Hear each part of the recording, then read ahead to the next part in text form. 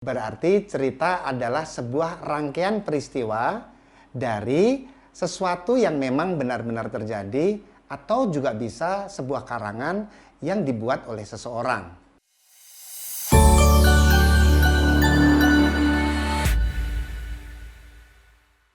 Halo, berjumpa lagi dengan Kak Awam dalam program Kak Awam Punya Cerita. Setiap cerita hebatkan anak Indonesia. Pada episode ketiga, Kak Awam akan menyampaikan tentang pemahaman kita tentang dongeng, cerita, kisah, dan pendongeng. Baik, saya akan mulai. Apa sih dongeng itu? Kita akan menyimak Kamus Besar Bahasa Indonesia online yang akan saya sampaikan sebagai berikut. Dongeng adalah cerita yang tidak benar-benar terjadi, terutama tentang kejadian zaman dahulu yang aneh-aneh, perkataan, berita, dan sebagainya yang bukan-bukan atau tidak benar. Nah, yang bisa kita garis bawahi adalah bahwa dongeng merupakan hasil rekaan atau sesungguhnya tidak benar-benar terjadi. Maka dalam setiap cerita yang disampaikan dalam bentuk dongeng, itu berarti hasil reka-reka atau rekaan. Nah, apa sih cerita itu? Cerita menurut Kamus Besar Bahasa Indonesia yang online juga disampaikan sebagai berikut. Tuturan yang membentangkan bagaimana terjadinya suatu hal, peristiwa, kejadian, dan sebagainya. Nah, dalam hal ini berarti cerita adalah sebuah rangkaian peristiwa dari sesuatu yang memang benar-benar terjadi atau juga bisa sebuah karangan yang dibuat oleh seseorang. Lalu apa ya dengan kisah? Berikut Kamus Besar Bahasa Indonesia Online menyampaikan. Kisah adalah cerita tentang kejadian, riwayat dan sebagainya dalam kehidupan seseorang dan sebagainya. Kejadian, riwayat dan sebagainya.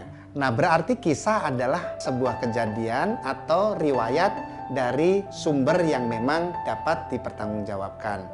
Jadi teman-teman, antara dongeng, cerita, dan kisah bisa kita bedakan dengan kita membaca Kamus Besar Bahasa Indonesia secara online dimanapun berada.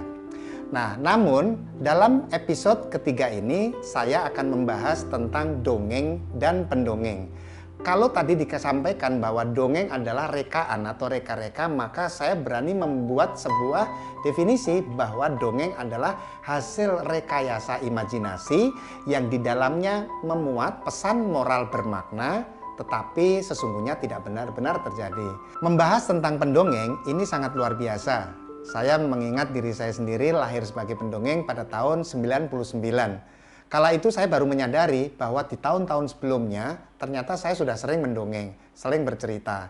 Dengan buku-buku komik yang saya baca sejak SD, ketika ketemu dengan anak-anak atau teman-teman, saya suka bercerita balik tentang apa yang sudah pernah saya baca. Tapi setelah tahun 99, saya bertemulah dengan tokoh-tokoh.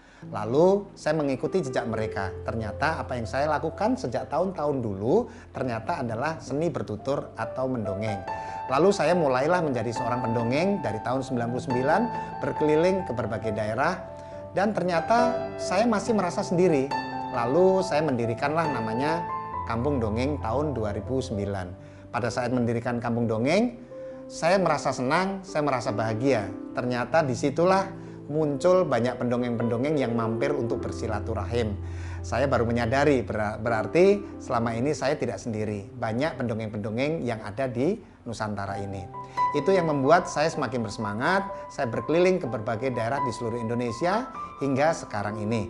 Sampai di sini dulu untuk episode dongeng, kisah, cerita, dan pendongeng. Kita lanjut menuju ke episode berikutnya, yaitu episode keempat yang akan membahas tentang persiapan apa yang akan dilakukan oleh seorang pendongeng.